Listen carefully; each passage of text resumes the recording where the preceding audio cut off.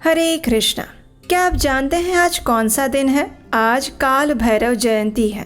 जी हाँ, काल भैरव यानी भगवान शिव का एक ऐसा रुद्र स्वरूप जो दुष्टों का संहार करने और इस पृथ्वी पर धर्म की रक्षा करने के लिए समय समय पर उपस्थित होता है। काल भैरव भगवान शिव का एक रौद्र और रहस्यमयी स्वरूप है, जिन्हें समय और मृत्यु के स्वामी के रूप में भी जाना जाता है। काल का अर्थ है समय और भैरव का अर्थ है भय का नाश करने वाला। काल भैरव देव को न केवल समय और काल के स्वामी के रूप में पूजा जाता है, बल्कि वे भक्तों के कष्टों को हरने वाले और जीवन में अनुशासन लाने वाले देवता भी माने गए हैं। तो चलिए आज काल भैरव जयंती के अवसर पर हम भगवान के इस स्वरूप की पौराणिक कथा और उनकी महिमा का श्रवण करते हैं। कालाष्टमी, जिसे काल भैरव जयंती के नाम से भी जाना जाता है, वो हर महीने कृष्ण पक्ष की अष्टमी तिथि को मनाई जाती है। भगवान भैरव के भक्त साल भर की सभी कालाष्टमी तिथियों पर व्रत रखते हैं और उनकी पूजा अर्चना करते हैं,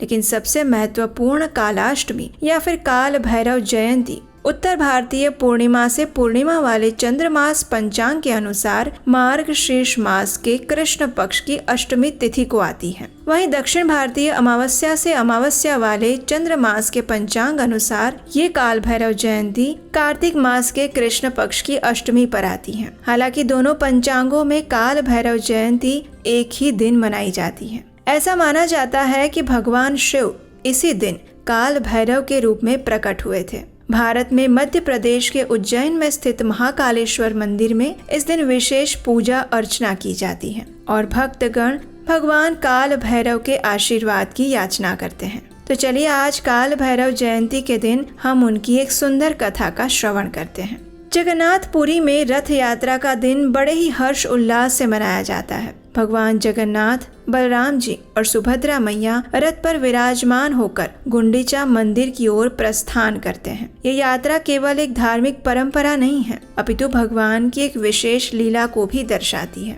उस दिन सिंह द्वार पर भक्तों का सैलाब उमड़ा हुआ था। हर व्यक्ति जय जगन्नाथ का जय घोष करते हुए उस यात्रा में जुड़ा हुआ था। वाद्य यंत्रों की गूंज फैली हुई थी, पुष्प वर्षा हो रही थी और भक्तों की अपार भक्ति से वातावरण अलौकिक हो चुका था। भगवान अपने सेवकों के साथ रथ पर चढ़े हुए थे और यात्रा आरंभ हुई थी। धीरे धीरे तीनों रथ गुंडीचा मंदिर की ओर प्रस्थान करने लगे। जैसे ही रथ यात्रा ने नगर छोड़ा, सिंह द्वार और श्री मंदिर खाली हो गए। ये दृश्य बड़ा ही असामान्य लग रहा था। जिस स्थान पर कुछ समय पूर्व भक्तों का उत्सव जमा हुआ था, वहीं अब सन्नाटा और शांति छाई हुई थी। इसी शांति के बीच एक व्यक्ति था जिसका मन बड़ा ही व्याकुल हो रहा था, और वो थे इंद्र स्वामी, जो भगवान जगन्नाथ के अनन्य भक्त थे। इंद्र स्वामी ने अपना संपूर्ण जीवन भगवान की सेवा और भक्ति में व्यतीत किया था।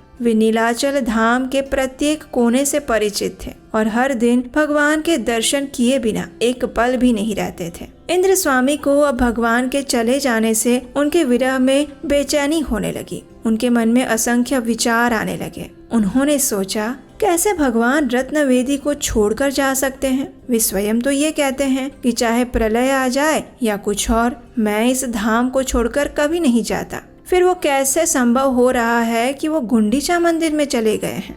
इंद्र स्वामी इस विचार को अपने मन में लिए हुए मंदिर में पहुंचे। गर्भगृह में जाकर उन्होंने रत्नवेदी को खाली पाया और ये दृश्य उनके लिए अत्यंत हृदय विदारक था। उन्होंने सोचा कि ये तो केवल भक्तों का भ्रम ही है, भगवान कहीं नहीं गए होंगे, वे वहीं अपनी रत्नवेदी पर विराजमान होंगे। इंद्र स्वामी इस बात का स्वीकार ही नहीं कर पा रहे थे कि भगवान अब गुंडीचा मंदिर चले गए हैं। इस प्रकार सोचते हुए इंद्र स्वामी ने रत्नवेदी की प्रदक्षिणा करने का निर्णय लिया। जैसे ही उन्होंने प्रदक्षिणा आरंभ की, एक भयंकर काली परछाई प्रकट हुई।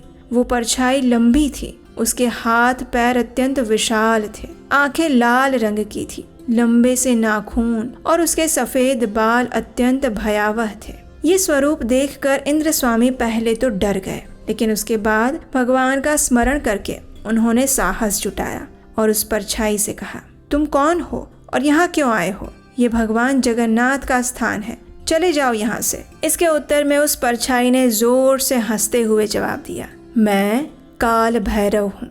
मैं भगवान के स्थान का रक्षक हूँ।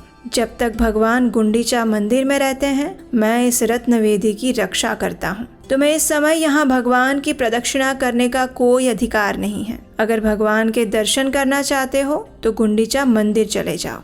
अब जाओ यहाँ से। काल भैरव की इस प्रकार सिंह गर्जना सुनकर इंद्र स्वामी के मन को और धक्का लगा। अब वे निसहाय होकर अपने आश्रम में वापस लौट आए और उसी रात जब इंद्र स्वामी अपने आश्रम में सो रहे थे, उनके कमरे में एक दिव्य प्रकाश फैल गया। उन्होंने देखा कि स्वयं भगवान जगन्नाथ उनके सामने प्रकट हुए थे और भगवान ने मुस्कुराते हुए कहा, हे इंद्र स्वामी, काल भैरव ने जो भी कहा वो सत्य है। मैं गुंडीचा मंदिर के अदप मंडप में हूँ। अगर तुम मेरा दर्शन करना चाहते हो तो वहाँ आओ। चिंता मत करो, कुछ ही दिनों में मैं वापस नीलाचल आ जाऊंगा। इसके उत्तर में इंद्र स्वामी कहते हैं, हे प्रभु, आप गुंडीचा मंदिर में क्यों गए? क्या आप नहीं जानते कि आपकी अनुपस्थिति से भक्तों का हृदय विदीर्ण हो जाता है? तो भगवान जगन्नाथ ने कहा, इंद्र स्वामी, अदप मंडप मेरा जन्म स्थान है। यहाँ सभी यज्ञों की रक्षा करने वाले देवतागण निवास करते हैं। एक बार जब मैं गुंडीचा मंदिर से नीलाचल जाने की तैयारी कर रहा था, तब मैंने यज्ञ रक्षकों का करुण क्रंदन सुना था। वे मेरे चरणों में गिरकर प्रार्थना करते हुए कह रहे थे, हे प्रभु, यदि आप हमें छोड़कर नीलाचल चले जाएंगे तो हमारा क्या होगा? कृपया हमारी रक्षा करें। उनकी ये प्रार्थना सुनकर मैंने उन्हें वचन दिया था कि वर्ष में एक बार मैं उनके स्थान अदप मंडप में अवश्य आऊंगा। वहाँ मैं यज्ञ पुरुष के रूप में विराजमान होकर भक्तों को दर्शन दूंगा और इन 9 दिनों के लिए मैं नीलाचल में नहीं रहूंगा। वहाँ मेरे सिंहासन की रक्षा स्वयं काल भैरव करेंगे। जो भी भक्त इन दिनों में अदप मंडप में आकर मेरा दर्शन करेंगे, वे सभी पापों से मुक्त हो जाएंगे और उन्हें मेरे धाम की प्राप्ति होगी। भगवान जगन्नाथ की ये बात सुनकर इंद्र स्वामी का स्वप्न टूट गया। अगले दिन वे स्वयं गुंडीचा मंदिर गए। वहाँ उन्होंने भगवान के अदप दर्शन किए। उन्होंने अनुभव किया कि भगवान की अनुपस्थिति भी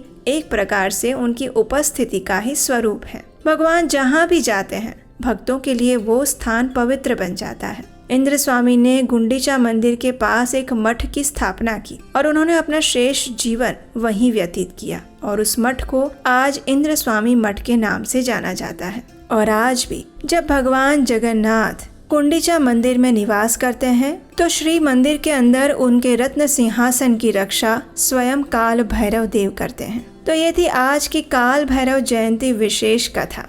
हमें आशा है कि आपको आज की ये कथा अच्छी लगी होगी। अगर ऐसा है तो इस वीडियो को लाइक कीजिए और आज विशेष दिन पर इस कथा को सभी को शेयर कर दीजिए। अपने व्हाट्सएप ग्रुप में मित्रों को, परिवारजनों को, संबंधियों को, सभी को। उससे उन्हें भी काल भैरव देव की महिमा का श्रवण करने का अवसर मिलेगा और उसे सुनाने का पुण्य फल आपको प्राप्त होगा।